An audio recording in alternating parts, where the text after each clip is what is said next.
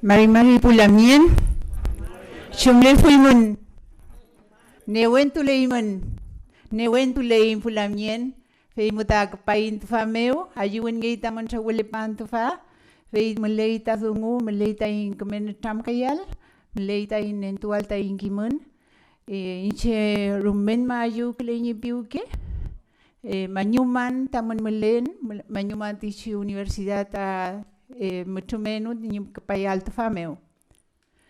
Decirle que es muy grato encontrarme con ustedes acá y en primer lugar agradecer a la universidad, agradecer al decano Mauricio Mancilla, como a la prodecana que nos, Karen Alfaro, que hicieron lo posible de que nosotros estuviéramos acá. También agradecer a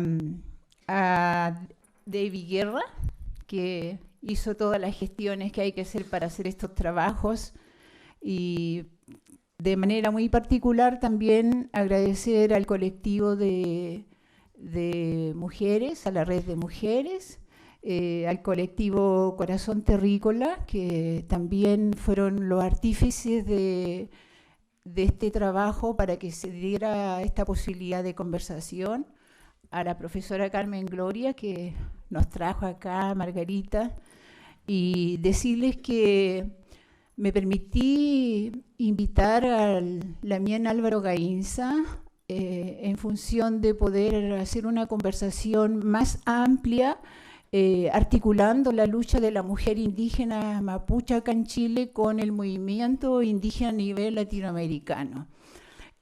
Para poner en relieve el valor de los aportes de las mujeres indígenas, necesariamente tenemos que hablar de filosofía indígena y el valor que las mujeres tenemos dentro del contexto de la cultura. Y eso no lo hace un pensamiento colonial. Todos pasamos por la escuela y nunca nos dijeron que los indígenas teníamos filosofía. Llegó el momento de decirlo y llegó el momento de juntarnos con los pensamientos que sí ponen en relieve estas aportaciones. Y por esa razón es que invité al Lamien que pudiera hacer ese marco general, que permitiera contextualizar también la intervención mía en función de las especificidades que tiene la lucha de la mujer indígena. Entonces, para dar inicio, le voy a dar al Lamien unos 15 minutos, que nos pueda, por favor, aportar esta parte, y de ahí yo entro de lleno a la parte de las contribuciones de la lucha de la mujer indígena. Por favor, Lamien.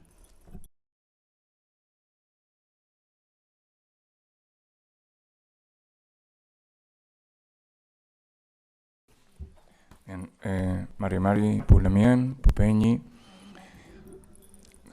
un saludo a las autoridades de la universidad, decana, decano, a la red de mujeres, colectivo Corazón Terrícola, la red de los derechos lingüísticos de los pueblos originarios, académicas, docentes, organizaciones sociales de base, estudiantes, artistas, amigas, amigos. Bueno, es poco los minutos y voy a ir al grano, al tiro. Voy a decir una idea y luego voy a mostrar un esquema que hace visible esta idea. Entonces, no sé, también si usted me puede contar, hay uno que para poder mostrar el esquema, tener ahí unos 3-4 minutos. Entonces ahora vamos a la idea. Bien, yo trabajo con las metodologías de investigación y particularmente metodologías participativas, después de haber trabajado mucho con metodologías cualitativas. Y a propósito de eso, trabajo en el tema de descolonizar las metodologías desde hace un tiempo. Entonces era posible iniciar de este modo.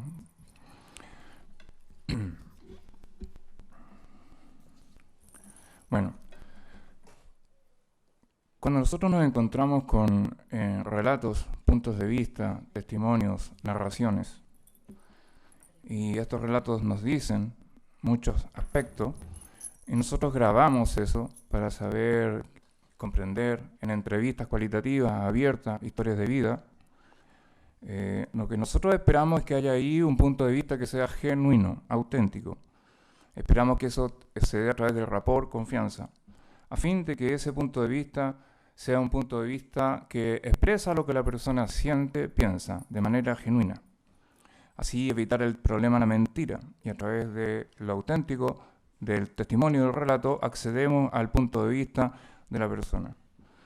Entonces, esto que hemos hecho en Chile, con metodologías cualitativas, muy retrasados con el resto de los países de América Latina, nosotros fuimos uno de los países más retrasados en llegar, es decir, a partir de 1995, solamente a partir de 1995 en adelante iniciamos con las metodologías cualitativas en general en las universidades. En Argentina fue antes, en Uruguay fue antes, en Costa Rica fue antes, México antes, Colombia antes, sobre todo los países que no tuvieron dictaduras militares. ¿Qué dicen estos relatos? Bueno, nosotros entendemos de que ahí está la voz, de los sin voz. Así se inició la justificación. Voz de los sin poder, de los nadie, de los ninguneados, de los oprimidos. Pudimos escuchar en esos relatos entonces la crítica, la protesta, la indignación. Y pudimos sacar entonces a luz las voces desde las metodologías cualitativas. Las voces con esa protesta, con esa crítica. Entonces, el punto que quiero señalar es que de alguna manera todo eso permitió que haya una especie de nueva complementariedad metodológica, quanti y quali. Sin embargo, obviamente que está la división del sujeto y el objeto, y entonces algunos hacen el análisis de esos relatos testimonios, análisis quali, análisis discurso. Y los investigadores e investigadoras hacen el análisis, hacen al mismo tiempo el diseño de la investigación, hacen lo que es las conclusiones, publican artículos indexados que algunas personas nomás leen, no llega a toda la gente, publican capítulos, publican libros, publican papers, y entonces eso también queda a cargo del sujeto en relación al objeto de estudio. Entonces, separado el sujeto del objeto, mi primera observación que quiero hacer, más allá de esa discusión, es que ¿qué se acepta de los relatos que escuchamos de los otros que con sus palabras apuntan a cuestiones del mundo, de la cultura? ¿Qué es lo que nosotros aceptamos de esos relatos? Entendemos que es su punto de vista, pero todo bien con eso. Pero ¿qué pasa cuando el relato dice con la palabra apuntando a el espíritu del bosque, el espíritu del trueno, la cascada, que los espíritus femeninos acompañan a las mujeres en sus luchas en las comunidades? ¿Qué hace el analista, la analista con esa información, con el análisis del discurso? ¿A dónde aloja y coloca el contenido que hay ahí? ¿Cómo lo tramita?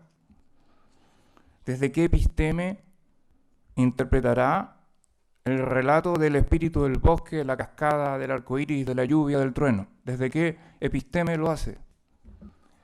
Entonces, sostengo que ahí tenemos problemas metodológicos y teóricos epistemológicos. Se aceptó lo espiritual y mágico, las narraciones, como finalmente asunto de los indígenas. Finalmente uno no va a decir vamos a discriminar ahora, sino que lo vamos a aceptar porque es un asunto de los indígenas, no de nosotros los no indígenas. Ellos creen en espíritu, entonces colocamos de una manera, tramitamos de alguna manera en que no vamos a suprimir ese contenido porque viene de las identidades indígenas. Pero desde el punto de vista académico, ya que estamos en un espacio académico, los no indígenas, ¿aceptamos el espíritu del bosque, del manantial, de la cascada, del trueno?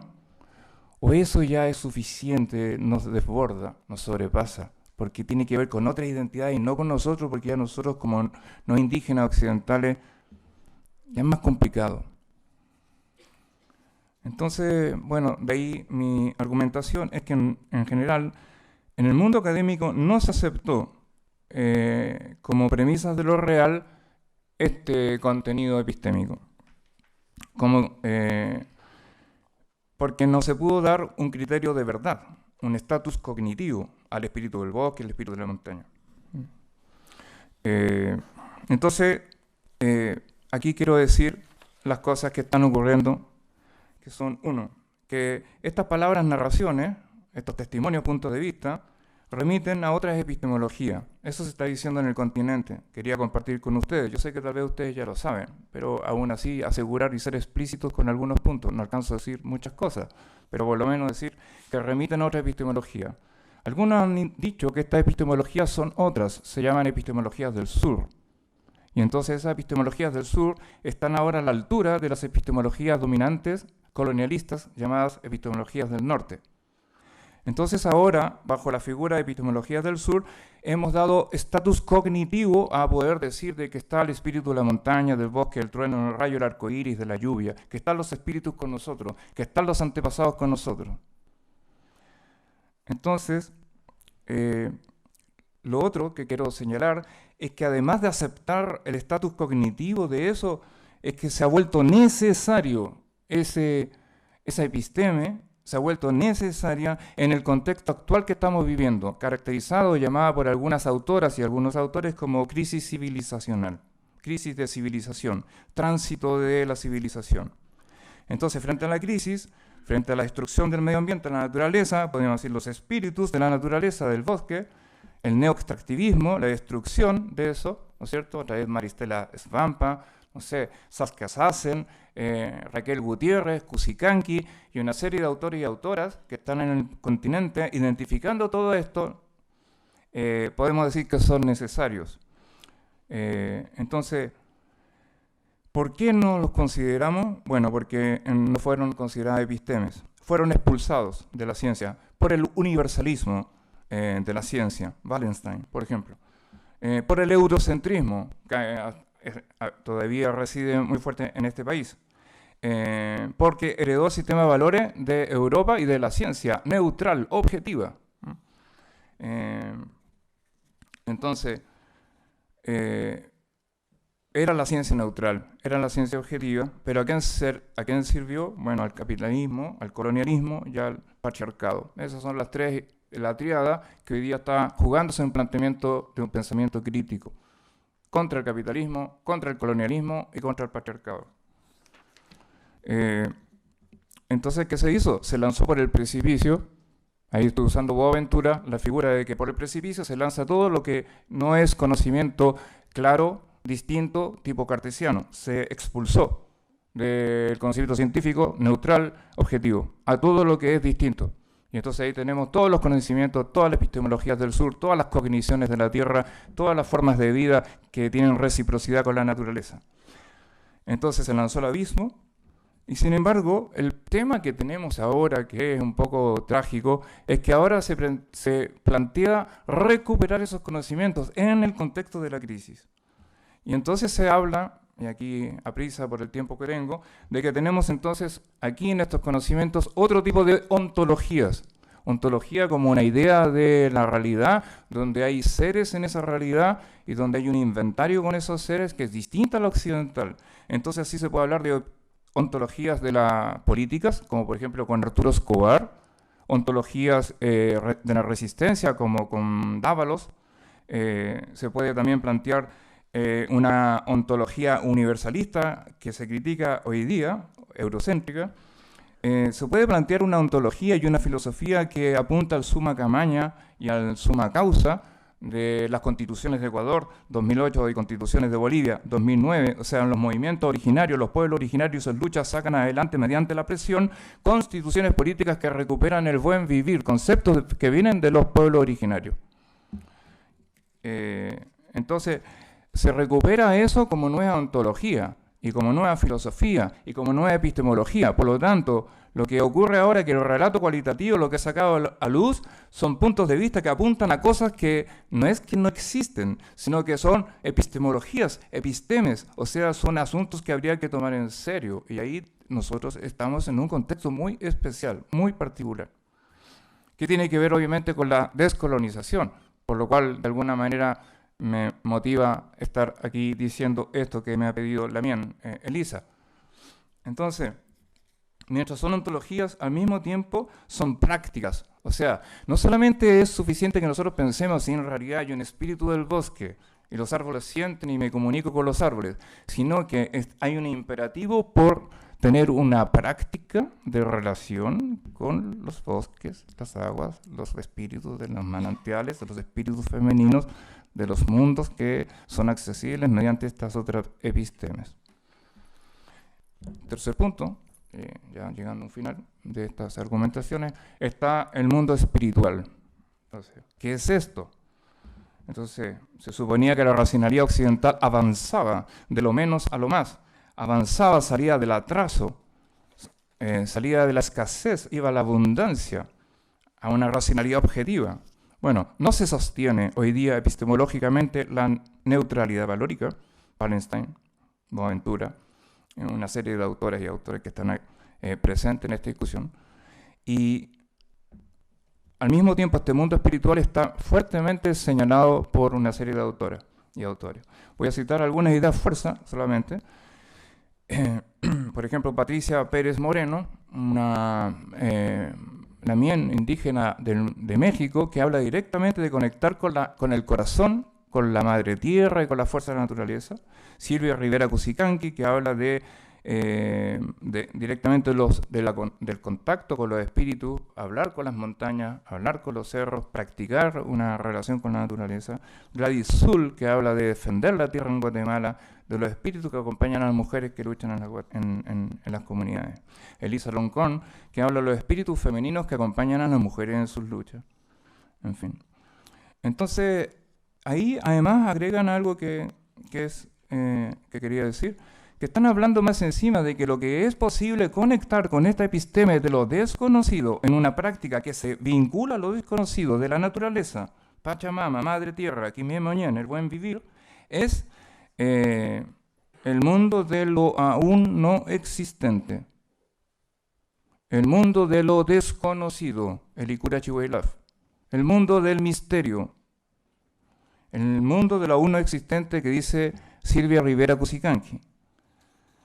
Entonces, Boaventura dice lo inexplicable, el inexplicable clinamen, o sea, una acción misteriosa, inexplicable, que nos puede llevar a la transformación social, que no está todo en el cálculo racional, que nos conecta con los poderes, los espíritus, con la fuerza. Boaventura dice que hay que hacer rituales de sanación de la tierra donde está dañada por las guerras, en el caso de Colombia, o por algún tipo de crímenes de empresarios. Entonces, ¿se puede mostrar el otro? La otra. Ahí. Bueno, es un esquema que elaboré a propósito de esta idea. Entonces, básicamente quiero mostrar la idea de cómo se pensó el progreso, el sentido de la historia desde dos polos, en un sentido típico ideal, porque se puede discutir estas cosas, pero en un sentido típico ideal nos permite movernos, en que hay un polo que fue considerado inferior, menos, y un polo considerado que es mayor, que es más.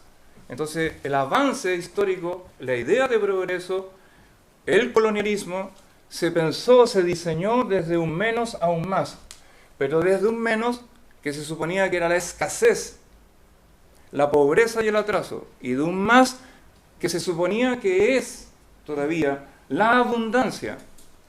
Y por lo tanto, el colonialismo lo que ha hecho es instalar, inocular, a propósito de otras teorías que vienen antes, el materialismo histórico, la Escuela de Frankfurt, superestructura ideológica, aparato ideológico de Estado, inocular la idea de que nosotros tenemos en nuestra episteme, manera de entender, de que hay avance, de que hay adelanto, de que estamos en un proceso de avance de lo menos a lo más.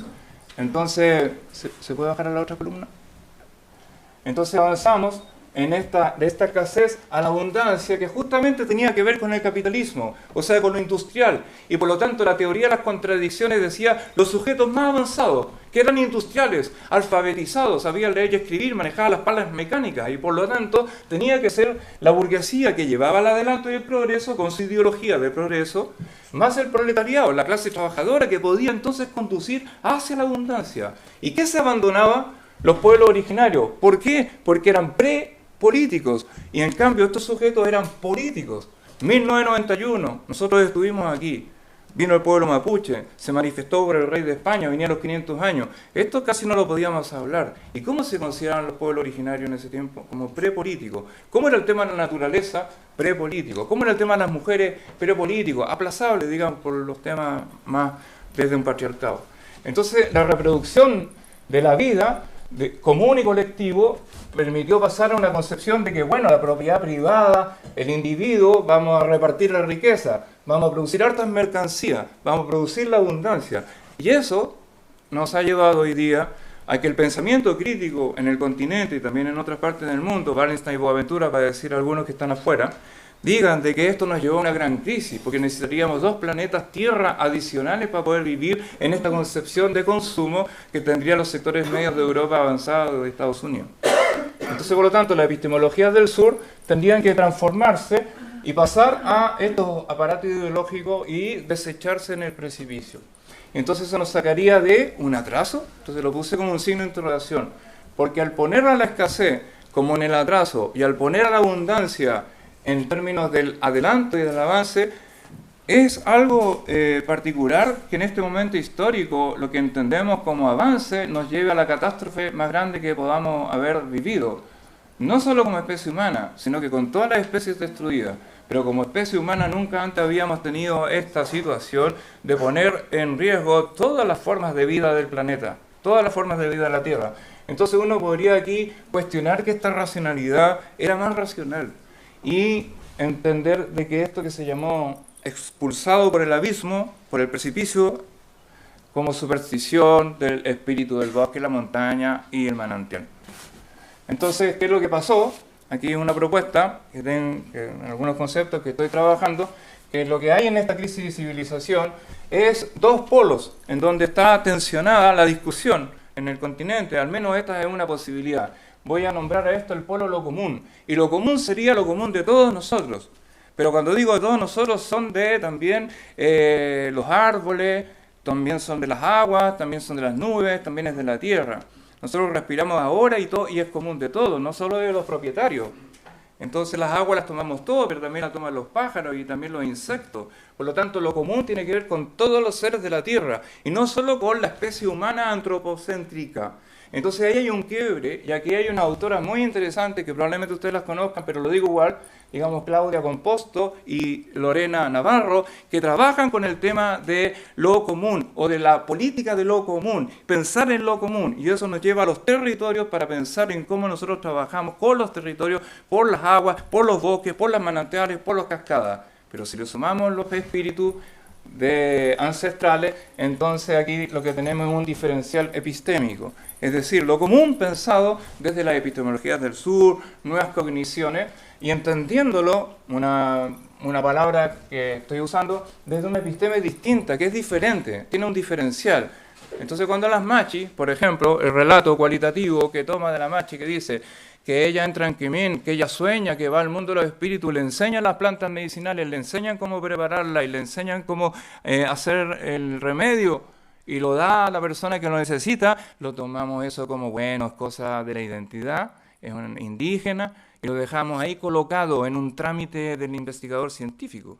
Pero desde esta perspectiva lo que tenemos es una episteme diferencial, donde todo aquello está en relación de seres humanos con la naturaleza. Por lo tanto, lo que hay detrás de esta idea que estoy comentando en la prisa, disculpen, es el intento de que se pueda apreciar solamente de una manera quizás más fácil, que la descolonización puede apreciar esa episteme frente a todo el otro aparato que existe instalado en nosotros, como un aparato que muestra que hay avance, que hay adelanto.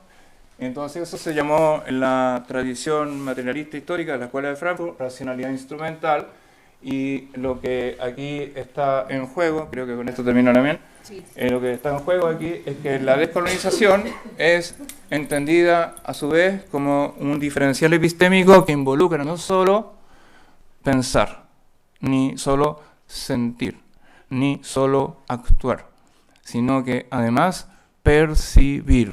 O sea, la descolonización es un tipo de práctica que percibe esto que estamos hablando. De lo contrario, queda en el relato, en los testimonios. y puede quedar encapsulado en los ambientes académicos o en las organizaciones o en el discurso separado de la práctica. Entonces hay algo que es un desafío que lo dejo planteado como interrogante, que por ahí están las preguntas que ya se pueden imaginar, que tienen que ver con cómo podemos nosotros conectar con un proceso de descolonización a partir de autoras y autores que están en el continente planteando estos temas. ¿Está bien?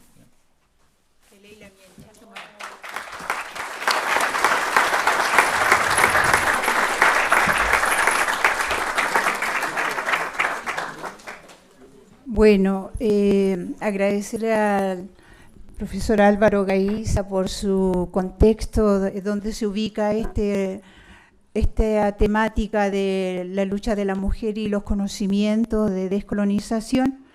Yo quiero también una mirada hacia atrás de reconocimiento a las palabras de las abuelas, a las palabras de nuestras madres, que nos condujeron a resistir con el pensamiento que nos hace mujeres y que nos hace también pueblos indígenas. La lucha de las mujeres es una lucha que recién se está visibilizando, aunque toda la vida todas las mujeres han luchado, y da la impresión de que es una oportunidad bastante amplia porque caen muchas luchas dentro de la lucha de las mujeres, y en eso también entra la lucha por la defensa de la naturaleza, de las tierras, los territorios. Hay que señalar que históricamente el feminismo se inició a partir del feminismo blanco, y que en realidad era un feminismo más de carácter reivindicando las relaciones de igualdad de género, pero todo lo que fue la lucha de la mujer indígena, que además lucha por el territorio, por la educación de los hijos, por la lengua, no tenía espacio, y en ese contexto también señalar de que en los años 80 se inició el tema de la lucha feminista en el movimiento social contra la dictadura, y era feminismo blanco porque las señoras que nos llevaban a la organización, el tema género, ellas mientras hacían eso en la organización, tenían a la nana mapuche trabajando en la casa de empleada. Entonces, una relación desigual por condición social, por condición de clase, por condición de raza. Entonces, en ese contexto general, señalar de que los pueblos indígenas en el mundo somos 370 millones de habitantes en todo el mundo, 50 millones en las Américas. Por lo tanto, si son 50 millones en las Américas, 25 millones de mujeres, la mitad somos mujeres. Y esas 25 millones de mujeres han permanecido silenciadas en la historia. Tal vez la única mujer que ha salido de este anonimato ha sido con fuerza, ha sido Rigoberta Monchú, que recibió el premio Nobel de la Paz el año 1992. Y la verdad que esta relación entre lucha de mujeres indígenas y lucha de las mujeres desde el feminismo europeo ha costado mucho juntarlas, al punto de que la mujer indígena, sobre todo mujer mapuche, no se identifica con la lucha feminista cuando se ve desde esa mirada. Y hay antecedentes, yo creo que ustedes también conocen, por ejemplo, un primer acercamiento, dice una mujer quechua, Tarsila Rivera, que es una lideresa quechua, señala del primer acercamiento de mujeres indígenas y mujeres feministas, lo inició Domitila Berrío de Chungará en 1975 en un encuentro internacional de mujeres, y Domitila llevó la lucha de los mineros de Bolivia, la lucha por la represión. Ella decía, bueno, van entregando sus pulmones de a poco en la mina, y era un discurso de clase, y era un discurso por la alimentación de los hijos, y lamentablemente no tuvo la acogida que debió haber tenido dentro del foro de las Naciones Unidas, y las mujeres le dijeron, esa no es lucha feminista, esa es lucha de hombre, y nosotros no queremos ese discurso. Entonces hubo mucha le hicieron mucho para callar, entonces de ahí que sale un libro bien bonito que está en internet, que se llama Si me permiten hablar, y eso explica el foco que tenía la lucha de la mujer indígena y que todavía sigue teniendo hasta este momento, y por qué ha costado que dialoguen, porque la lucha de la mujer blanca no incorpora el tema de la raza, de la clase, ¿no? Y también la condición de pueblo. Entonces, en Chile nosotros, ustedes saben, somos los indígenas más de 2 millones, y de eso 1.700.000 son mapuche, y ahí tenemos 900.000 mujeres. Esas 900.000 mujeres somos objetos de las políticas públicas y tratadas como personas en condiciones de casi incapacidad. Las políticas hacia las mujeres indígenas no atienden en la participación de la mujer indígena, y eso se refleja en todo lo que es los ministerios, y la verdad que no recogen la magnitud que tiene la lucha de la mujer indígena. En esta tenemos una reivindicación que ustedes la conocen, la defensa de la tierra, dado que el 5% de las tierras ancestrales hoy día están en manos de los mapuches, y la democracia que se ha hablado así entre comillas ha significado la militarización de los territorios, muerte de casi más de una decena de indígenas, de mapuches que han estado en la defensa de las tierras, la muerte de Macarena Valdés, que se está investigando, víctimas, niños, 180 niños víctimas de todo lo que ha sido la ley antiterrorista en los sectores en Mayeco, y son niños que están bloqueados porque han sido disparados, porque han visto a su hermano que han sido disparados, y ya se le está robando la infancia. Entonces, en ese contexto de realidad es que las mujeres indígenas decimos qué tenemos para defendernos y ser firmes, y cómo lo fueron las abuelas. Y en eso de cómo lo fueron las abuelas, ¿qué tenemos? Tenemos un pensamiento y tenemos una filosofía que es muy profunda y que tiene formas de que jamás no va a permitir claudicar esta defensa que presentan, y eso está dentro de un marco amplio que en el Mapudungún se llama el ASMAPO. El ASMAPO establece formas de vida que ayudan a la y uno de los patrones de vida es la relación de equilibrio entre el ser humano y la naturaleza. En el ASMAPO está el Normoñén y el Asmoñén. El Normoñén regula toda nuestra vida, las ceremonias, cómo vivimos, cómo nos relacionamos con los hombres, con los hijos y todo eso. Y dentro de esa dimensión del ASMAPO, bueno, el ASMAPO es el que orienta el pensamiento y la filosofía mapuche. Y en ese contexto uno encuentra el espacio de la mujer, y un poco lo que yo como profesora me ha tocado también levantar, porque los sufrimientos los hemos llevado a las mujeres indígenas, independiente del lugar donde nosotros estemos. Yo hoy día estoy en la academia, pero he llevado mi propio sufrimiento a raíz de la discriminación de clases, de raza, de etnia como mujer. Entonces, siempre me he preguntado eso, cómo lo hizo la abuela, cómo hizo la mamá para seguir. Y la verdad que he encontrado historias tan bonitas que aquí les voy a compartir esta es la historia de Huenelfe. Huenelfe es el lucero de la mañana y que se casa con una mujer de la tierra, se enamoran, se casan, y Huenelfe, el lucero, la estrella, se lleva a la mujer al cielo, y en el cielo la mujer de la tierra se lleva su carne porque come carne de caballo para celebrar casamiento, y arriba en el cielo le da un poco de carne a una hermana de Huenelfe, a otra estrella, y la estrella muere. La madre de Huenelfe le dice, bueno, si esta mujer de la tierra sigue en el cielo, va a matar a mi descendencia, por lo tanto tienes que llevártela. Y la mujer está embarazada. Y Huenelfe le dice, bueno, voy a tener que llevarte a la tierra, pero yo siempre voy a estar contigo cada amanecer, en cada circunstancia. Y ella le dice, bueno, pero el hijo, ella esperaba a su hijo, y le dice, cuando sea el parto, tú te vas al río y yo voy a estar ahí. Y cuando empezó el parto, la mujer se fue al río y empezó a pujar y a parir la estrella, y se parió la Vía Láctea. Entonces, cuando uno escucha estos cuentos, frente a todos los dolores, frente a todas las negaciones, uno dice, pues no es menos que seamos las mujeres las que hayamos parido la Vía Láctea, ¿no? O sea, súper poderosa y todo, pero todo eso tiene que ver el vínculo del ser humano con la naturaleza.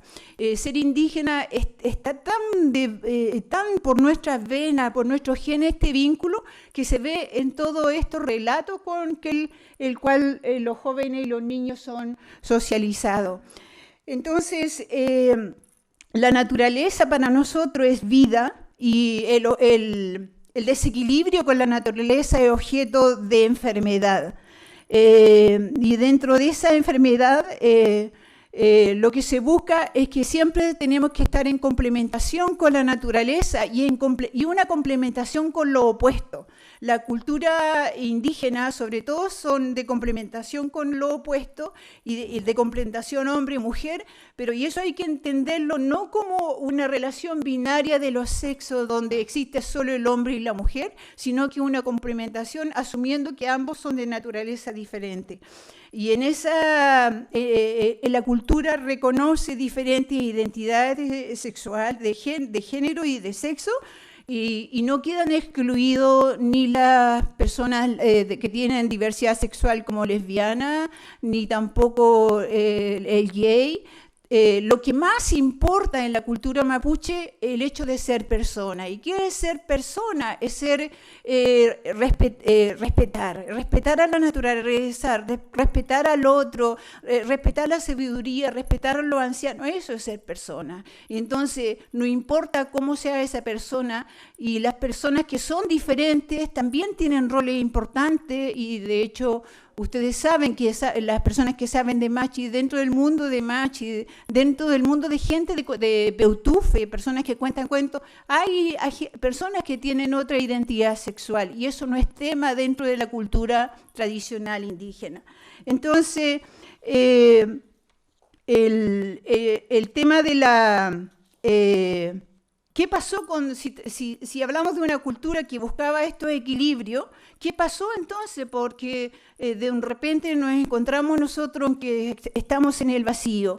El tema es el colonialismo y la violencia que trajo la conquista y la colonia a los territorios, indujo a que las mujeres y que los hombres dejaran de lado este pensamiento, partiendo por la propia concepción del mundo. Ahí está la tierra de 4 partes.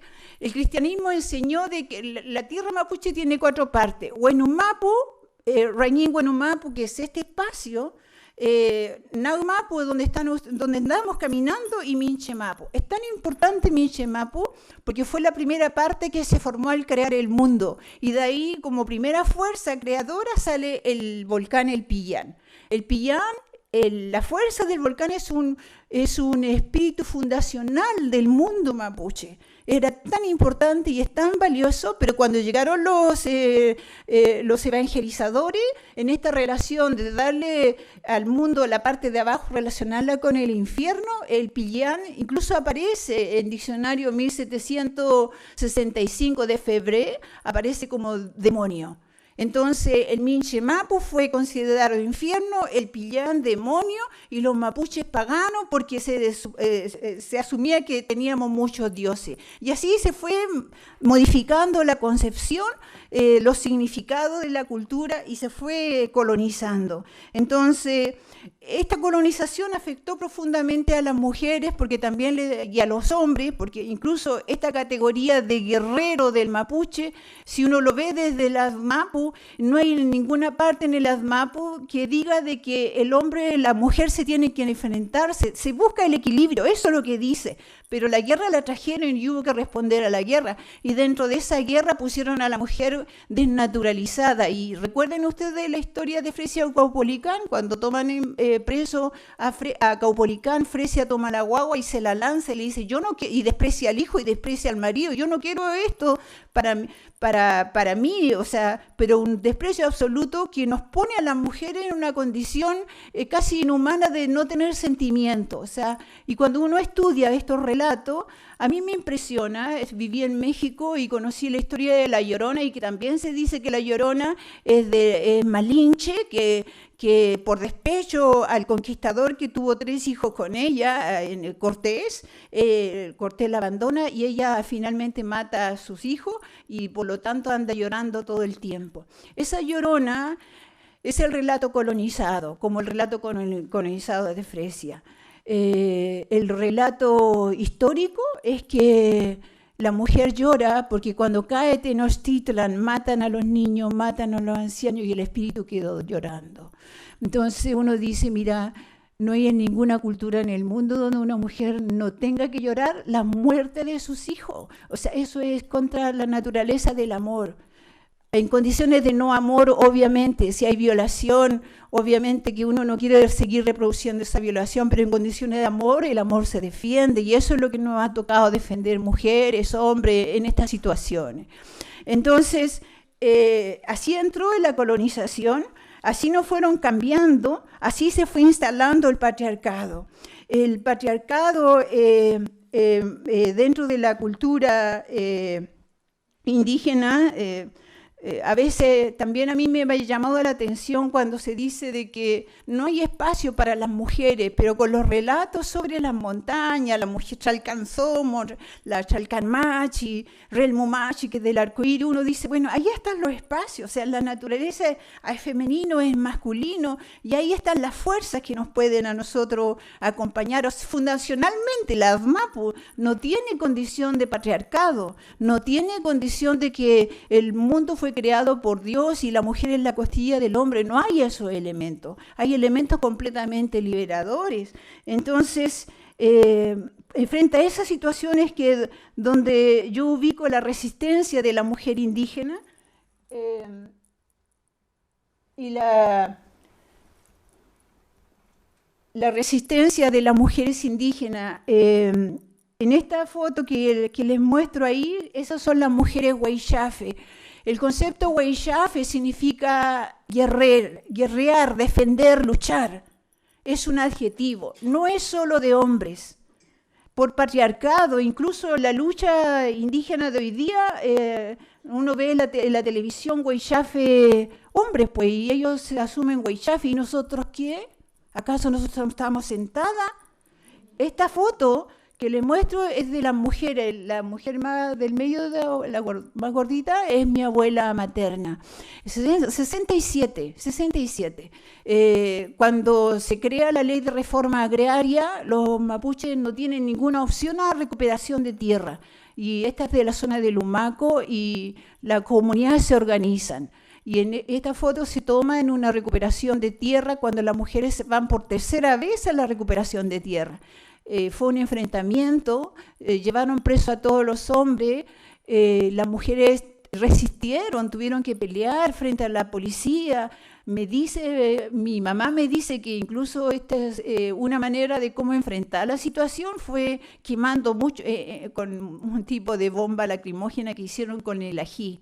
Entonces quemaban el ají en el fuego, y eso hacía de que podía retroceder la policía, pero mujeres peleando ahí, porque a los hombres los llevaron presos. Y las mujeres después estuvieron, el abuelo mucho tiempo presa, y luego las mujeres fueron las que sembraron, las mujeres fueron que tenían que llevar la comida en la cárcel. ¿Saben que mi mamá me cuenta muchas veces que tuvo que hacer fuego en la calle? Y ahí conseguí fondos, y ahí le hacía la sopita a los presos, y mi mamá llegaba con toda la ropa de los presos lleno de sangre, y nosotros ayudando a lavar. Entonces eso es lo que yo digo, que no puede estar ausente de la historia de lucha, porque este 50% que constituimos las mujeres hemos estado toda la vida. Por el colonialismo es que no aparecemos en la historia, pero llegó el momento de hacerlo visible. En ese contexto, señalar, por ejemplo, hay mujeres que aparecieron en la historia colonial. Por ejemplo, apareció Janequeo, lideró una parte de una lucha, ella era una mujer pehuenche, algunos después desmienten de que haya existido esa mujer. Apareció Herminia Burto en 1935, que fue ella candidata para las elecciones municipales. Después aparece también Zoila Quintremil, que fue candidata a diputado, pero son muy puntuales que aparecen en la historia, pero el resto de la historia de las mujeres indígenas no está escrito. Y se habla del movimiento indígena a partir de los 70, pero esta historia que yo le estoy contando son de los 60, es antes. Entonces, ¿quiénes tenemos la memoria? Somos las que tenemos que tomar esa historia y ponerla con el lugar que se merece para salir de esta invisibilización.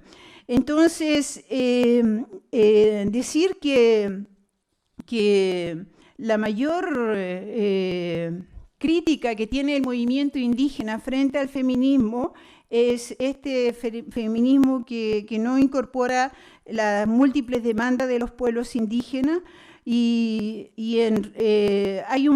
también un desarrollo, por ejemplo, del feminismo comunitario en Bolivia y en Guatemala. Hay gente que está planteando el feminismo comunitario en respuesta al feminismo europeo blanco, y las mujeres del feminismo comunitario están reivindicando, ponen en discusión el entronque patriarcal, porque ellos analizan de que el patriarcado lo empezó a cultivar la comunidad indígena antes de los españoles, y luego llegan los españoles con el patriarcado y hubo un entronque, y eso ha permitido, ha cerrado las posibilidades de las mujeres que se hagan visibles. En el caso de Bolivia y el caso de Guatemala, si uno ve las culturas, es distinta a la cultura mapuche, por poner una diferencia. Hay que considerar que la cultura mapuche no esclavizó en ningún momento de la historia, esclavizó ni a las mujeres ni a los hombres. Es una cultura completamente liberadora y tiene un foco. Dice, nosotros venimos de la tierra del cielo y nosotros somos... tenemos que mantener la espiritualidad de la naturaleza, y es por eso que todavía seguimos siendo los Ñillatún y todo, y esa espiritualidad la soñamos, va con nosotros.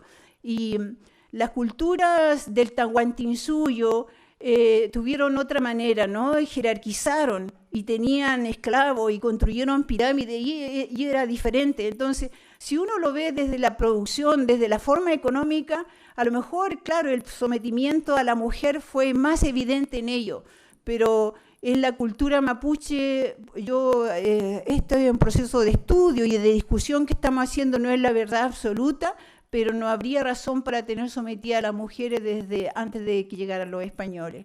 Entonces, ese entronque patriarcal que tiene el feminismo comunitario, nosotros como indígenas de este territorio tendríamos que pensar. Hay que reconocer que sí, hoy día nuestros lamien han asumido el patriarcado, nosotros como mujeres hemos asumido el patriarcado, y porque la cultura nos patriarcalizó a todos, y nosotros todos tenemos que descolonizarnos, es verdad, y que hay violencia dentro de las relaciones también es verdad, pero eso es producto de la colonización, y si queremos luchar y decir, bueno, aquí estamos defendiendo nuestra continuidad como pueblo, civilización, humanidad, una de las grandes luchas internas que tenemos que hacer es justamente contra el patriarcado. Decirles que la lucha indígena mapuche más es una lucha que está en el ámbito de lo interseccional, porque es difícil entrar a una lucha de un feminismo blanco de igualdad de géneros solamente, porque yo digo solamente porque también nos compete. También como mujeres indígenas hemos dado nuestra propia lucha en las organizaciones para tener voz y para salir de estar sirviendo el mate y la sopaipilla, ¿no? Tengo en el cuerpo esa experiencia y otras mujeres también. Entonces, ahí tenemos que pedir igualdad de derechos en función de los roles que tenemos que hacer. Sin embargo, no podemos desconocer esta lucha por la tierra, por la cultura, por la lengua. Si no defendemos la lengua hoy día, si no defendemos la cultura, esto se va a desaparecer. Es un trabajo de emergencia que hay que hacerlo, como la vida de los niños, como el bienestar de los niños, como la comida, la alimentación, el conocimiento. La lucha hoy día también es por un conocimiento de descolonización. Es por eso tan importante este contexto que nos hizo Lamien, de entender de que no es antojo nada más, sino que hay avance y hay posicionamiento y valoración de la epistemología, de la forma como los indígenas construimos el saber y lo que nos permite a nosotros tener una filosofía distinta que no cosifica la naturaleza, sino que busca vivir en equilibrio con ella. Entonces, eso también es parte de la lucha de las mujeres indígenas, en la cual estamos nosotros preocupadas. Entonces, decir de que en este contexto sí tenemos una idea de búsqueda del Khmer-Monyen, del buen vivir, pero el buen vivir es un buen vivir con la naturaleza, con la comunidad, con los espíritus, porque si tú cortas el bosque que está al lado de tu casa, tú te enfermas, y hemos tenido mucha experiencia de eso, porque necesitamos nosotros la convivencia con el vecino de respeto, necesitamos escucharnos, necesitamos y como necesitamos la tierra para seguir siendo pueblo mapuche. Dentro de esta historia, dentro de este contexto que le estoy señalando, hay también algunas barreras. Bueno, ya le señalé algunas barreras como el patriarcado, como la cristianización, pero también el esencialismo étnico, que le llaman étnico, pero el esencialismo de caer, de que nuestra lucha indígena es una lucha de puro indígena, no es una barrera para avanzar como movimiento.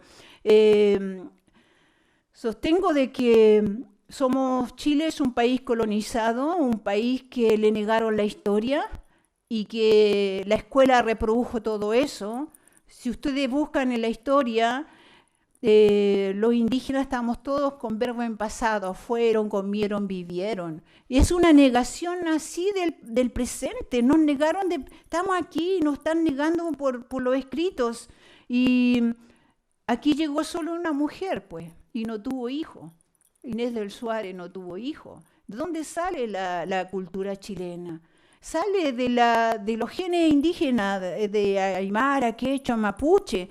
Entonces ¿qué cultura europea reivindican? Si en el fondo la identidad del chileno está en el contexto de lo indígena.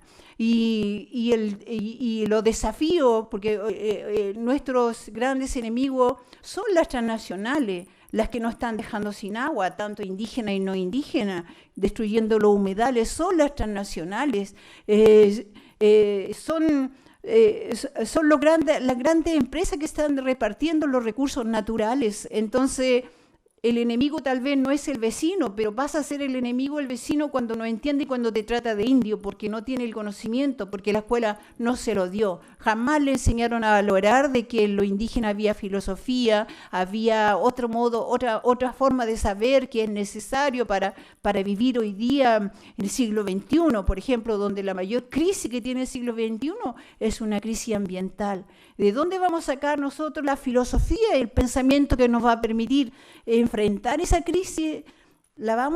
Tenemos los pueblos indígenas con la cual podemos aprender mucho. Entonces esa barrera del esencialismo no ayuda a tener una lucha conjunta, tener estrategias de pueblos, sociedad civil organizada, donde nos juntamos en función de un pensamiento común, de compartir algunos pensamientos, aunque tengamos cuestiones más diversas. Entonces, eso en grandes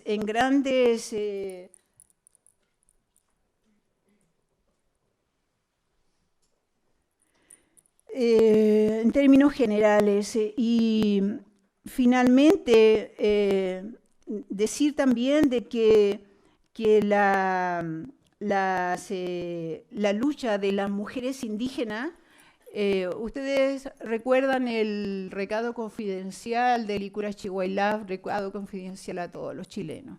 La lucha de la mujer indígena tiene muchos recados confidenciales, tanto a los mapuches, a los chilenos y a todos, porque tenemos que mandarle recado a nuestros hermanos que se patriarcalizaron tanto, y obviamente a los chilenos los recados que son decirle, bueno, miren su identidad, miren el espacio geográfico, la tierra y eso.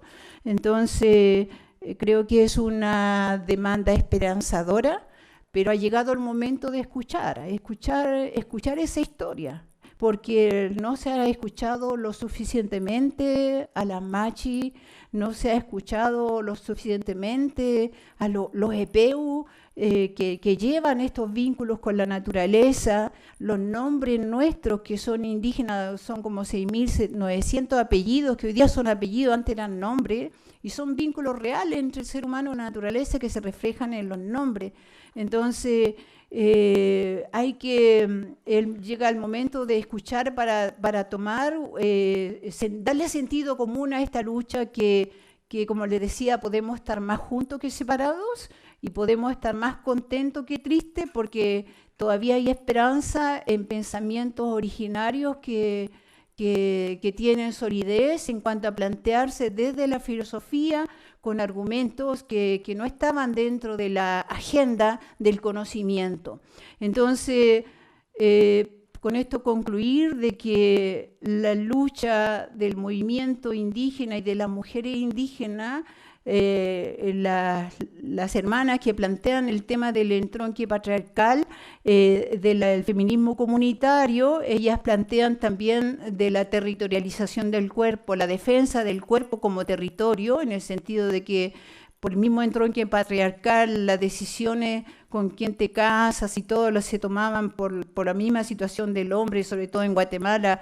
La mujer chinca, por ejemplo, una de las lideresas chincas ha escrito sobre esto. Yo creo que estamos en condiciones las mujeres mapuches de decir también, mira, otro pilar importante del feminismo indígena es la espiritualidad y el reconocimiento de la vida en la naturaleza, y que también va en nuestros cuerpos. Nosotros llevamos el espíritu de la montaña, llevamos el espíritu de los volcanes, de los cerros, y van en nuestros cuerpos. Por eso seguimos siendo mujeres que tenemos aferradas a la vida, a defender la vida, y no solo la vida nuestra, sino de la naturaleza, de los hijos. Eso es lo que yo les traía para compartir. Feleila mien, shaltu mai.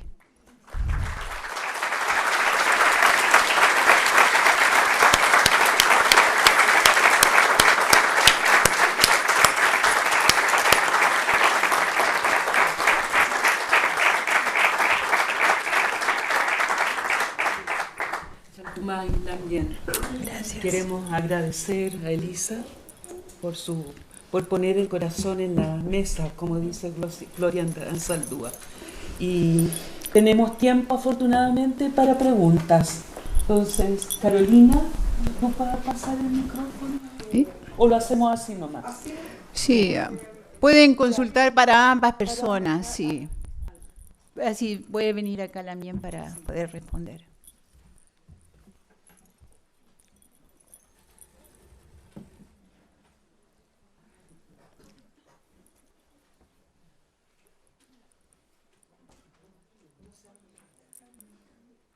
Vamos, Mary.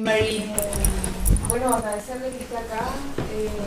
En realidad tenemos pocas oportunidades para reunirnos a conversar con mujeres de otros territorios que están pensando también en temas o problemáticas que a nosotras acá también nos interesan. Y bueno, escuché muy atentamente su exposición, coincido en varios puntos, pero en otros también... Diciente. Claro, o tal vez como que tengo otra posición o otra percepción, en el sentido, por ejemplo, y que tiene que ver también con preguntas que nos estamos haciendo hoy día mujeres mapuche, y que también somos parte del movimiento feminista, y que estamos en esta posición de puente entre ambos mundos. Y por ejemplo, me llamaba la atención de cómo plantea esto de que las mujeres mapuche no se sienten identificadas con el feminismo o cómo dentro de la historia del movimiento feminista de mujeres en Chile, en un periodo de resistencia a la dictadura, se establece como esta diferencia, ¿cierto? De clase. De clase, de Sí, raza. sí, de raza, sí. Como en el fondo, de cierta manera, un feminismo más blanco, de élite, en contraposición a las opresiones que estaban viviendo también en esa época.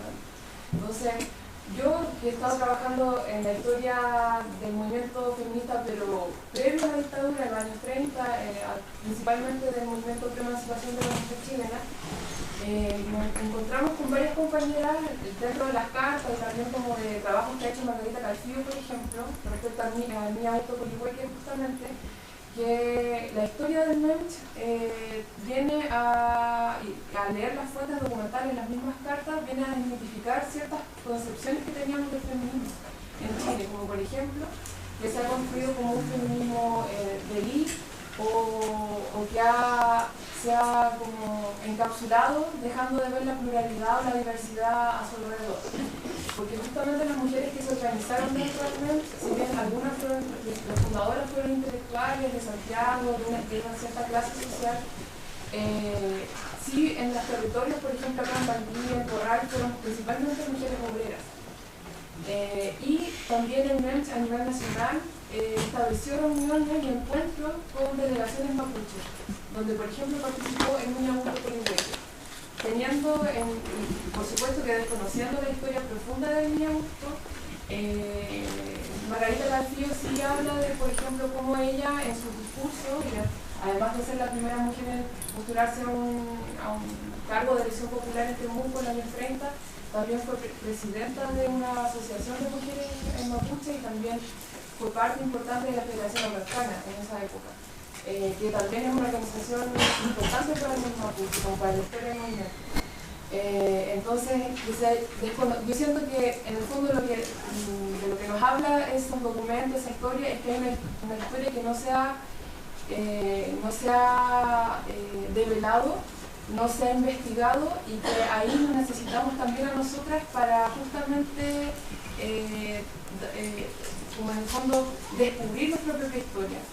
Porque muchas veces hablamos de que en Europa o en los países del norte las mujeres, por ejemplo, el feminismo negro, tuvieron también sus propias historias, pero tal vez acá en el sur o en esta parte del mundo la historia fue distinta y siento que nos falta más por descubrir que insistir en ciertas conceptualizaciones o interpretaciones de nuestra historia que tal vez desconocemos, como que hay un mundo que descubrir de cuál era la relación entre este movimiento feminista de los años 30 que incluso hablaba de una liberación integral de las mujeres, situándose no solamente pensando no solo en la liberación de las mujeres, sino como portando un proyecto político también de emancipación en el fondo. Y cómo eso dialogó con la historia de mujeres mapuche como Niña Augusto y otras que tal vez desconocemos hoy en día. Eso principalmente. Y lo otro, respecto a la descolonización, solamente un comentario. El otro día escuché una reflexión de un historiador mapuche, Claudio Alvarado Incopi, que hablaba de cómo la descolonización significaba también una posibilidad para nosotros las colonizadas, de recuperar nuestra humanidad. Y al recuperar esa humanidad, al recuperar la posibilidad de ser seres humanos, de ser personas, en el fondo que es lo que se nos ha negado, podíamos revertir también ese esencialismo que intenta como pegar al cuerpo, como eso que se nos está, lo que usted decía, como que lo que se nos está diciendo constantemente, que el pueblo mapuche fue un pueblo que existió en el pasado, pero que hoy no vive, y que hoy no crea, y que hoy no es capaz de decidir qué es lo que quiere para sí mismo y la relación con otros pueblos. Y entonces en ese proceso de devolvernos la humanidad podemos considerar, como reconocer nuestra propia belleza cultural, las creaciones que somos capaces de realizar, pero también aquellos aspectos que que no queremos seguir reproduciendo, que es justamente el tema del patriarcado, porque existe machismo dentro de las comunidades, existe machismo dentro del mundo mapuche, y existe machismo dentro de los movimientos de jóvenes mapuche. Entonces, ahí hay un tema igual que yo siento que hay mujeres, tal vez, bueno, como visto también como una brecha entre mujeres más adultas y las mujeres jóvenes mapuche, que hoy día están siendo parte también de este movimiento feminista que también remueve y cuestiona ciertas prácticas que antes se materializaban. Bueno, vamos a escuchar varias intervenciones, de ahí vamos a dar respuesta a los comentarios o a las preguntas. Tienen la palabra la mía. Yo también un poco siguiendo en esa misma línea de Natalia, pienso que también a partir de la crítica que tú haces al feminismo, por ejemplo este feminismo blanco europeo, yo creo que nosotros, a propósito de esta idea desde el sur un poco, pensamos en el feminismo, en un feminismo que viene casi a finales de 1850, que es un feminismo que básicamente tiene un sustrato de obreras, básicamente surge a partir de la reivindicación de las mujeres obreras, con temáticas que hoy día todavía tienen vigencia, y uno a través de eso se puede encontrar con una serie de organizaciones cuyo origen y sentido del feminismo es absolutamente feminista, sin necesariamente ser dentro de la formalidad reconocido como un discurso feminista. Entonces yo creo que el feminismo tiene que ver con una lucha histórica que reivindica la posición de las mujeres, efectivamente se para desde ahí, pero cuyo sustrato, en nuestro caso, por lo menos así, nosotros también nos hemos posicionado, porque también ha sido buscar un feminismo que no sea un feminismo colonizador, sino que efectivamente sea un feminismo liberador. Y desde ese discurso nos hemos encontrado con estas mujeres, que son las mujeres a las que tú describes, porque tienen que ver básicamente con el sustrato popular de la chilenidad, donde las mujeres son indias, efectivamente, donde son mestizas, donde son negras, y eso es parte de nuestro sustrato y herencia feminista. Yo creo que ahí nosotras efectivamente sabemos muy poco. Entonces es un desafío también para nosotras instalarnos a construir desde ahí, porque efectivamente el capitalismo y el patriarcado van juntos, casi de la mano, ¿no? Esta instalación es algo que nosotros no supimos ver y que afortunadamente ahora el feminismo en su gran revolución lo que ha hecho explícito es que ambas cosas están juntas y están por lo tanto subyugando a todos por igual. Y desde ahí yo creo que tenemos que también una lucha en conjunta para enfrentarnos mutuamente a lo que se nos viene. Gracias. No sé si entre comentario o pregunta. Yo me acuerdo que cuando te conocí me enrostraste en mi calidad de antropóloga y justamente por este activismo cultural, ¿no? Y que hoy día, después a la vuelta de los años, uno con estas prácticas que va viviendo, obviamente que se le empieza a cuestionar.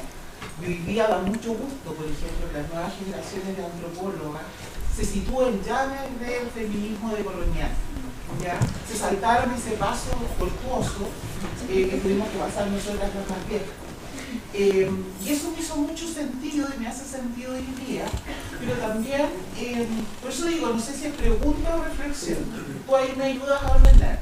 Y también a propósito de lo que decía Álvaro, esta forma, yo recuerdo esta escisión del movimiento indígena en los 90, ¿no?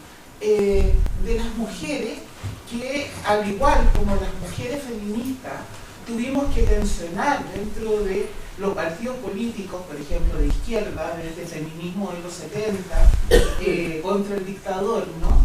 Que empezamos a tensionar, que vimos que ciertas prácticas eran inadecuadas, que los compañeros estábamos en la lucha, pero para algunas cosas éramos visibles y para otras no, y que finalmente muchas de esas feministas nos salimos de esos partidos políticos. En los 90 también este movimiento indígena emergente, también veíamos a las mujeres, ¿no es cierto?, que eran instrumentalizadas por estos hombres mapuches y no mapuches intelectuales, que utilizaban este discurso esencialista, como tú lo señalaste, para instrumentalizar ese discurso y posesionarse de ese territorio. hoy día no veo tanto esa exención, pero sí veo, al menos a nivel local, este esencialismo de que algunas voces del movimiento indígena territorial, que no son indígenas, y que sin embargo su bandera de lucha es esta descalificación permanente hacia los otros movimientos, y con esta idea, ¿no?, con este fetichismo de que lo indígena es lo puro, es lo esencial, es lo bueno. Entonces, hoy día estamos en esta dinámica, por eso te digo, no sé si es pregunta o reflexión, y también recogiendo lo que decía la Moira y la Natalia, que en este territorio hay unas características distintas, que cuando revisamos la historia del movimiento feminista a nivel local, nos damos cuenta que esta división que sufrimos con los primeros atisbos del feminismo disidente, ¿no?, en los 90, cuando se quiebra el movimiento feminista a nivel nacional, y aparecen estas voces de las feministas lésbicas, de las feministas negras, y también de las mujeres indígenas intelectuales, porque no abusaban el discurso del feminismo, ¿no? Cuando se quiebra esto, a nivel nacional, aquí en Valdivia aparece una nueva demanda, que es la demanda territorial. Y nosotras, las feministas de entonces fracturadas, somos capaces de reunificarnos a propósito de la demanda territorial, que es justamente el tema de cerco, la invasión y el extractivismo. Entonces también siento que nuestra historia, como lo decía la Natalia, tiene ciertos atisbos que nos hacen ser diferentes, y también a las mujeres mapuches de este territorio son tremendamente distintas a las mujeres mapuches de este territorio, ¿no?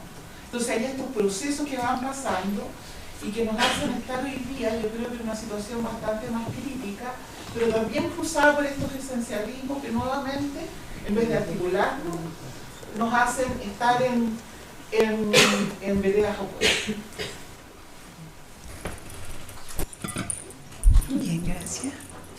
Preguntas, dos más y atrás la mía. Bueno, un poco relacionado con la última palabra. Dentro de la ofensiva estatal de la REPRE en general al pueblo mapuche, por lo menos en los últimos 8 años, se ha caracterizado porque la figura de la machi, por ejemplo, ha sido foco de una represión jurídica. Cosa que, por ejemplo, en el 2003 veníamos partiendo con el caso Lonco, y pareciera que el Ministerio del Interior entendió de alguna otra forma la importancia de la mujer, digamos, en el pueblo mapuche. Entonces, esto ya no es una reflexión, es directamente una pregunta. ¿Cuál es el relato común frente a esa coyuntura? Porque de alguna otra forma, la figura hoy en día de la machi se resalta en atención a esta red. Mujeres brilladas, teniendo hijos, qué sé yo. Entonces, la pregunta es básicamente, ¿cuál es el relato común que existe hoy en día? Porque de alguna otra forma nosotros necesitamos insumos de defensa ante esa represión, pero esa represión tiene ciertas particularidades. Y esa particularidad hoy en día es la figura, por ejemplo, femenina dentro del pueblo mapuche, que está recibiendo como blanco directo y concreto una represión estatal. Entonces, esa es la pregunta en concreto. ¿Cómo se une ese discurso? ¿Cuáles son los insumos a defender? Hay conceptos lo más probables, más generales, pero desde la visión de la importancia de lo femenino ante esta represión, hoy en día estamos en un contexto bastante claro desde ese punto de vista. Esa es la pregunta. Gracias. ¿Una más? Mari. Lo primero es agradecer. Hace mucho rato que no asistía a un evento tan convocado y tan interesante. Me pasa un poco que me resuena solo una breve frase que dijiste, que tiene que ver con, de alguna manera, pedir derechos. Yo creo que en este momento ya no hay tranza para pedir nada, pues. No creo que sea esa la manera de acercarse a nada.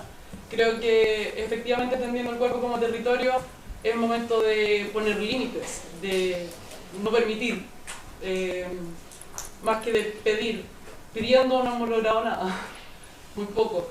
Ha sido exigiendo, ha sido con actividades, con acciones, ha sido con acciones, claro, justamente.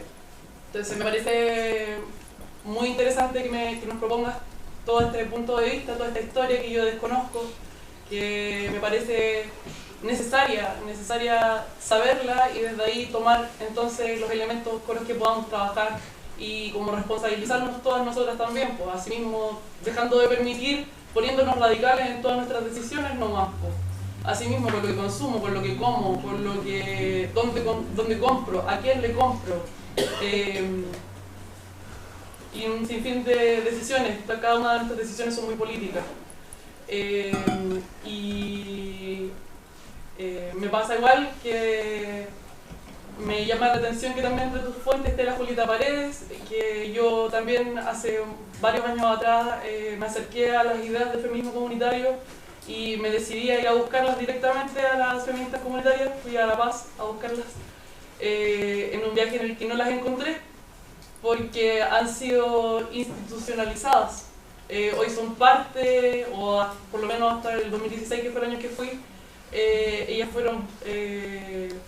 se hicieron partícipes, digamos, del gobierno de Evo Morales, y dejaron todo un grupo se separó, digamos, se dividieron, porque efectivamente somos tan diversas todas que nos cuesta mucho mantenernos en un frente unido.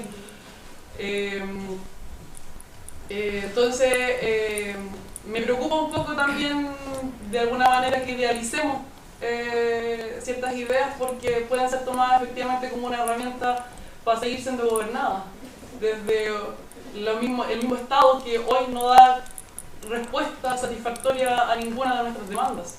Entonces, eso, un poco advertir los peligros y agradecer nuevamente. Muy bien, pues también voy a empezar por lo que tú señalas, ¿no? Yo creo que a veces uno no usa bien el lenguaje nomás, pues ñaña. O sea, yo tampoco pido derecho, uno vive sus derechos, ¿no? O sea, quienes estamos en ese camino no hemos aprendido a asumir con nuestros derechos y defenderlos cuando somos agredidas. O sea, una palabra que pasó mal nomás, pues ñaña. Las referencias las puse para que quien quiera ver investigue. Yo he leído estos libros y he visto las dificultades, sé lo que está pasando en Bolivia también, pero siento de que como grupo organizado, sociedad organizada, necesitamos conocer todo lo que están diciendo. Me encantó leer a la mujer de Chinca de Guatemala sobre su posición respecto al feminismo comunitario, por la situación en que ellas se encuentran defendiendo también. Las mujeres chincas son más discriminadas porque son el grupo indígena más minoritario que existe. Los mayas son muchos, ellos son muy pocos. Entonces tienen una lucha muy grande por la defensa, por recuperar la voz. Entonces, claro, esta referencia es solo para que vean, bueno, aquí hay esta información, para que vean y ustedes discriminen. Como tú dices, no me parece bien y está bien. En el tema de por qué hay tanta represión hacia la mujer hoy día y que fue a comienzo hacia el hombre, tal vez habría que ver más bien son los aparatos estatales los que están generando la represión, o sea, pero tal vez es que ahora son más conocidas las represiones a las mujeres y en un momento cuando no estaba en internet, las mujeres también eran tan reprimidas como los hombres, las mujeres indígenas, o sea, y si uno ve en temas de machi, la machi no es solo mujer, hay machis hombres también por su condición y están presos y están en una situación muy complicada. Entonces, la represión es contra el pueblo mapuche, mujer, hombre, niño, no importa. Entonces, no ha sido una represión selectiva, en la historia no ha sido selectiva. Respecto a la ñaña que me hace esta interpelación del extractivismo y lo que pasa, creo que uno como académica se siente también enclaustrada en las universidades, porque en las universidades están orientadas con un solo pensamiento occidental, el pensamiento positivista, la ciencia positivista, y todo lo demás queda fuera. Y quienes han abrazado el tema de la descolonización han tenido que buscar, pesquisar otros métodos para salir y para ya no tener voz la antropóloga, sino que sean las otras mujeres que hablen su propia historia, o sea, sin intermediario. Y es un desafío muy grande para la academia, porque a ti te enseñan a aplicar entrevistas que tú misma las defines y que tú misma después recortas y tú misma haces el informe, entonces la voz de la otra que te entregó la información queda completamente ausente. Y eso, seguimos siendo coloniales si seguimos con esos métodos. Yo no abrazo el tema del intelectualismo indígena como el letrado indígena intelectual. No me gusta la categoría intelectual indígena porque se asocia al letrado indígena, y la verdad es que en nuestros pueblos las personas que nunca fueron a la escuela son las que más tienen el intelecto indígena viviente en acción. Y hay que mirarlo y no hay que cosificarlo con esta categoría. Respecto a lo que decía la ñaña de los años 30 y la aparición de la mujer en el movimiento, la mujer indígena, lo que yo siento que hay que encontrar, porque si las mujeres feministas de los años 30 lucharon, o las mujeres de la fábrica lucharon por el salario y todo, lo que yo siento de que no se han hecho cargo de lo que le corresponde como hermanos, como hermanas, en la defensa. Mientras nosotros apoyamos la causa de un partido, la causa de un gobierno, caminan con nosotros, pero siento que hace falta una definición de lineamiento estratégico político donde compartamos y donde no seamos subordinadas para un voto, para poner a otra mujer que a futuro va a seguir la misma posición de colonial frente a nosotros, la posición colonial, porque la mujer indígena de los años 30 viene luchando por el idioma. Esas mujeres reivindicaron el idioma, pero ¿cuánto se avanzó desde entonces? No hay avance de la lucha indígena. La defensa de la tierra la plantearon ahí. Al parecer la mujer buscó posicionamiento económico, mejor alimentación para los hijos, que es una lucha de mujer que uno lo siente, pero no hemos tenido la posibilidad de definir estrategias comunes. Y yo creo que en este momento las circunstancias piden de que definamos lineamientos comunes, las mujeres que estamos en la lucha contra los sistemas que están hegemonizando y que están tratando de destruir como sociedad, como civilización, como pueblos, con la tierra. Y en ahí es donde yo quisiera ver a las mujeres, todos los movimientos feministas defendiendo la naturaleza, defendiendo los conocimientos tradicionales, la necesidad de reescriturar las historias, porque todas las mujeres indígenas o no indígenas no estamos en la historia. La profesora de historia sigue enseñando como indica el currículum y no hace el esfuerzo, ¿no?, para dar la voz a las otras, para que se levanten otros sujetos con la otra historia. Entonces hace falta esta conversación para ponernos de acuerdo en estrategia, establecer alianzas. Yo siento que esas alianzas van desde el conocimiento a la acción, porque se necesita el conocimiento. No hay... la sociedad ha sido blanqueada de los saberes de los pueblos originarios y hay que volver a aprender de los pueblos originarios. Yo creo que ahí falta mucha escucha y por eso creo que es importante estos foros y esta posibilidad también de que los mapuches también con confianza, sintamos más confianza para abrirnos respecto a nuestros saberes, porque Yo vengo de una mamá que siempre me dijo, nunca le enseñes el idioma a un no mapuche, porque es lo último que nos queda y después con eso nos van a dominar.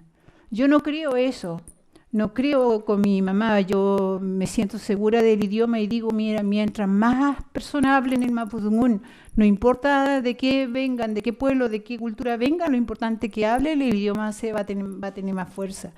Claro, yo no me puedo hacer cargo, mi mamá vivió otra historia, pues yo viví la historia de las posibilidades con el idioma y ella vivió la historia de la represión por el idioma. Entonces, sí, históricamente el discurso va avanzando y necesitamos esta instancia para conversar. Eso es lo que yo le comentaría y dejaría también a la mía para que hagan los comentarios. Bueno, yo creo que los comentarios ya están dichos. Yo diría, sí, una idea que siento, que como pregunta es, ¿a quién sirve la división? ¿A quién sirve la división? Y históricamente esa división ha servido al capital. Históricamente nos ha dividido. Lo que se dice hoy día, cuando uno ve los trabajos en la práctica, en los territorios, en las comunidades, en el continente, se establecen como tres grandes nominaciones de los autores y autores de quiénes son los sujetos de avanzada en el continente. Y en general aparece en la bibliografía como pueblo originario, feminismo y medio ambiente. Y en pueblo originario encontramos comunidades indígenas, comunidades campesinas, comunidades afrodescendientes y los entramados de las comunidades. Por ejemplo, Raquel Gutiérrez habla de esos entramados y desde los entramados habla de enclave femenina. Poder pensar la gestión de lo político en la vida cotidiana en los territorios en clave femenina. En los medioambientales, que eran prepolíticos en 1991, que es una fecha histórica interesante para los que estuvimos aquí y fuimos ninguneados, porque pensar en la naturaleza era ser burgués, pequeño burgués, amarillo, contrarrevolucionario, hippie, etc. Y llegamos al 2000 y ya es muy tarde para tomar en serio la naturaleza. Entonces es esquizoanalítico el tema. Pero hoy día lo que hay es directamente la propuesta de hacer una carta fundamental de los derechos de la naturaleza. Entonces yo supongo que saben, pero explicitar no está de más. Esperanza Martínez, Alberto Acosta, que por supuesto ellos son críticos del gobierno de Correa porque los estados hacen negocio con el capital, en una concepción del progreso que se tiene. Entonces, Acosta fue ministro de Economía. Lo interesante es que la crítica que hay ahora es una crítica a los gobiernos progresistas, ¿ya? Esos gobiernos progresistas de América Latina, como de Evo Morales, de Correa, e incluso de México, ¿no? Que instaló el tren Maya que lleva a Chiapas sin consultar a las comunidades de Chiapas. Pero el presidente, que es progresista del mundo de la izquierda, hace una ceremonia maya y pide que vaya para legitimarla alguna persona del mundo maya que haga una ceremonia en unas horas, que no es el tiempo indígena. Entonces, ahí los derechos de la naturaleza han avanzado bastante. Entonces, hay un ejemplo bien interesante, que es en 2017 y 2018 se otorga el derecho de sujeto, derecho de persona jurídica a la Amazonía y al río Atrato. Lo puede buscar, está eso en internet. Es una sentencia judicial de la Corte Suprema de Colombia. Es increíble. En el siglo XXI, lo no humano tiene derecho humano. Eso es novedoso, pero es un antecedente para nosotros aquí en este país. Porque imagínense si pudiésemos proteger los humedales porque hay derechos de sujetos. esto es un tema de fondo, porque el derecho solo se concibió para los seres humanos. Y hay una gran discusión, es antigua, porque se pensó que el derecho solo puede ser para quienes sean sujetos con deberes. Entonces les damos derecho a los que cumplen deberes. Y de ahí se concentró todo en esta concepción liberal del derecho, que lleva 200 años y que nos ha llevado a la crisis de la civilización. Pero hoy día, al plantear que los árboles tienen derecho, pone una situación nueva al continente. Particularmente Esperanza Martínez y Alberto Acosta han estado trabajando hace mucho tiempo. Gudinas también, otro gran autor de temprano, en el siglo XX, por los derechos de la naturaleza. Y la otra línea es del principio de lo común, que es muy interesante, porque hay mujeres del mundo académico, profesionales y de las artes que van a los territorios. Y entonces hay un trabajo en los territorios. Y eso es algo nuevo, porque en 1990 la noción de territorio se quedó en desuso en la ciencia social. No tuvimos territorio, no tuvimos un discurso del territorio en ciencia social en los años 90. Tampoco de comunidad, de hecho se perdió la comunidad. Yo trabajaba con Domingo Zun en Santiago, psicólogo comunitario, y la comunidad había desaparecido en los años 90 en Chile. Ni comunidad, ni territorio, ni autonomía. Pero ¿qué ocurría en México? 1994, autonomía y comunidades, alzamiento zapatista. Mandar obedeciendo. ¿Qué pasaba en Ecuador en 1992, 94, 96? Alzamiento del mundo indígena, llegando a la Constitución del 2008. ¿Qué pasó en Bolivia en los 90? Movimiento de acumulación de fuerza de los movimientos indígenas, donde estaba justamente ahí Raquel Gutiérrez, en discrepancia con García Lineras, en discrepancia, llegando a una propuesta, una constitución de los derechos de la naturaleza, de suma causa, pero discrepando del Estado. Porque, bueno, como ustedes saben, el Estado genera la gestión. Y entonces nos despoja de una política de lo común en la vida cotidiana. Entonces, la naturaleza hoy día, con derechos, donde las comunidades pueden proteger los bosques, los ríos, porque son sujetos, los árboles, los bosques y ríos son sujetos, defendidos por la tutela que tiene la gente, es algo muy loco, porque significaría que enseñar derecho en las universidades significaría que la episteme del derecho tiene que cambiar. Eso ocurrió también en Finlandia, con la carretera que iban a hacer, y que la gente se opuso, porque pasaba la carretera por donde viven los duendes, los elfos. Pero efectivamente la Corte Suprema lo prohibió, porque la gente cree en eso, entonces no pudo hacerlo. Y también ocurrió en Nueva Zelanda, porque en Nueva Zelanda también se le otorgó los derechos al pueblo maorí respecto al río, y se le dio, se decretó sujeto de derecho al río, solo que allá además indemnizaron al pueblo con muchos millones de euros para poder limpiar el río. Entonces, la producción de la decisión, que es de Raquel Gutiérrez, a mí me parece que es muy interesante esa autora, porque ella está planteando contacto con los territorios. Es no indígena, digamos, ¿no? Es no indígena. Pero plantea desde los territorios construir una gestión de la decisión.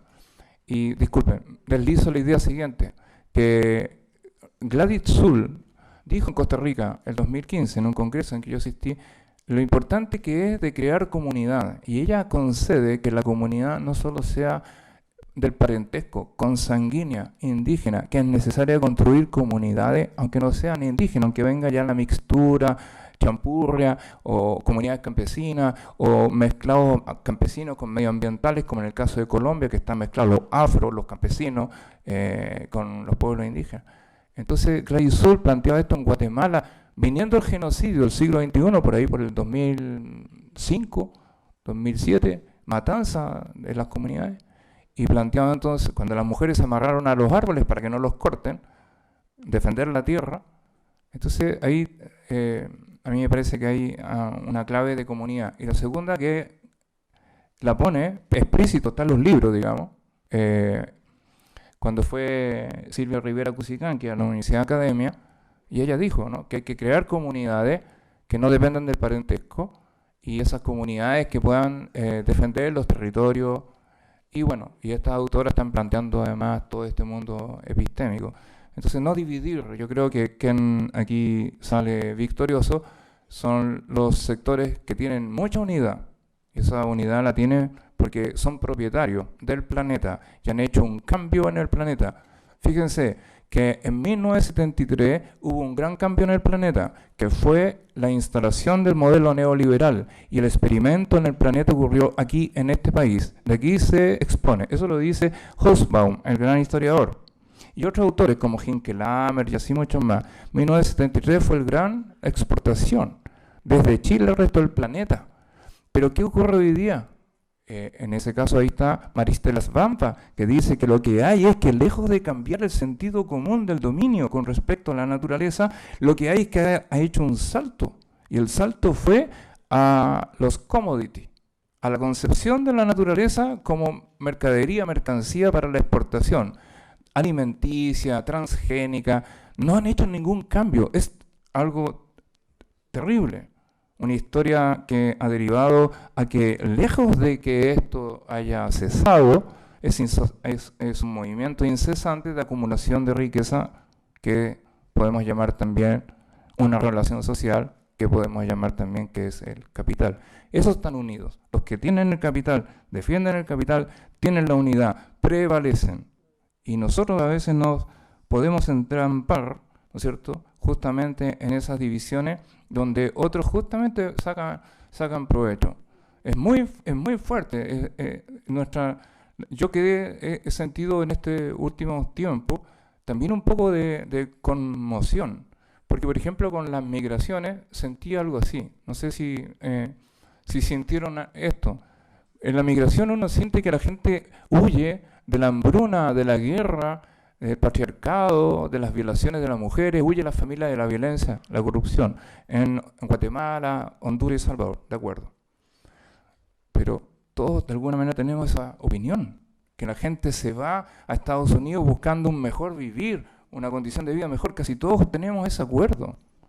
Pero fíjense el otro punto de vista, que es que Trump le pide a su gobierno en Honduras, que viene por gobiernos que ha promovido Estados Unidos y que ahí no se cuestionan, que esas derechas que están ahí ayuden a que la gente pueda ir en la marcha hacia Estados Unidos, porque así Trump puede decir en Estados Unidos: vean, ahí vienen los migrantes, ¿y por qué no ayudan con el muro? Entonces tenemos una situación en que nosotros todos vemos esto de un lado, pero estos seres unidos por el capital realmente disfrutan armando marchas deliberadamente para poder hacer muros, justificar que haya dos zonas en el mundo. Dos zonas en el mundo, solo dos zonas en el mundo. ¿Cuáles son las dos zonas? Uno, la zona ordenada del planeta, estable, institucional. Y la mayoría del planeta, México por ejemplo, desorden, caos, crisis, la guerra de Irak, Afganistán, países de América Latina, Honduras, Salvador, Guatemala, donde hubo grandes luchas en el siglo XX, donde todos puedan huir. Necesitan un continente que esté desunido, un continente que no luche. Por ejemplo, en África no tienen que luchar, porque si lucharan contra el capital, ¿contra quién lucharían? Contra los que hacen los celulares, po. Nuestras cámaras los sacan del cobalto, que lo sacan de la tierra, los seres minerales que pertenecen a los territorios. De ahí hacen la avanzada tecnológica para el viaje espacial del colonialismo ideológico, para ir a Marte, ir a la Luna. Entonces ellos lo hacen en África, porque en África se matan entre ellos. Y quisieran que ojalá en México se maten entre ellos. Y quisieran que ojalá en algún momento, o sea, en Guatemala se maten entre ellos. Necesitan zonas inestables. Eso es muy duro, porque hay seres humanos dentro de este mundo patriarcal que diseña el derramamiento de sangre, la destrucción, en favor del capital. Mientras nosotros podemos estar divididos, divididas.